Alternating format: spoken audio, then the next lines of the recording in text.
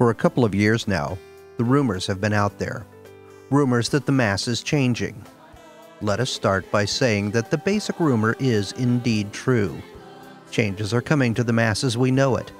Our Mass will sound different, and the prayers we as a congregation will use will change.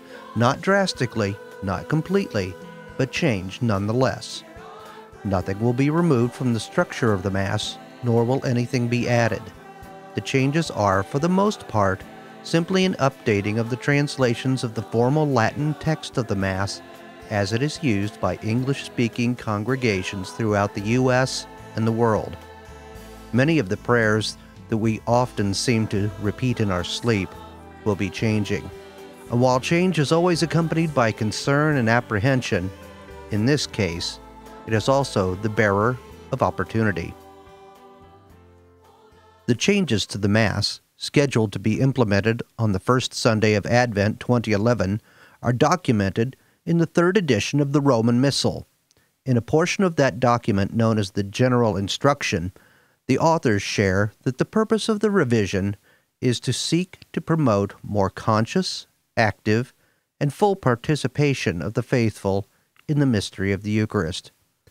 The opportunity to fulfill that desire is certainly at hand. A more conscious participation.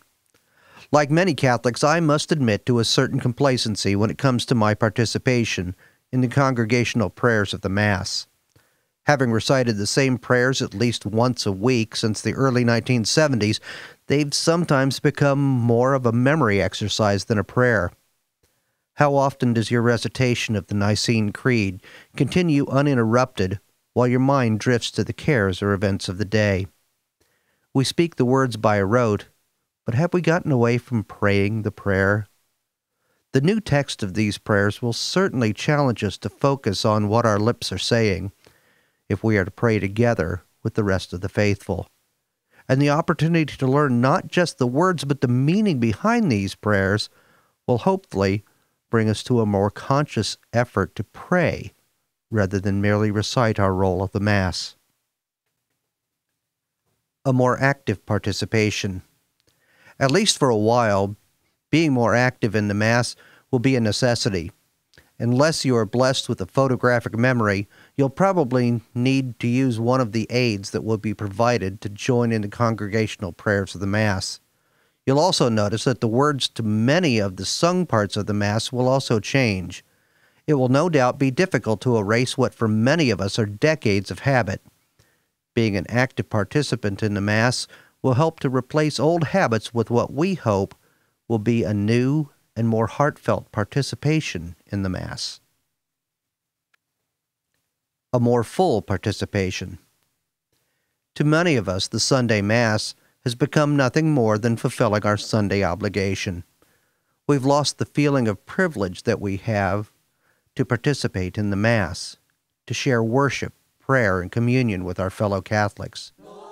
The ability to take on a new awareness of the meaning and mystery of the Mass that this time of change affords us is something to be grasped and taken for its full advantage. We can learn and come to cherish the Mass with a new perspective. Soon, our parish will begin instruction and discussion of the new Roman Missal, 3rd edition, and all that entails.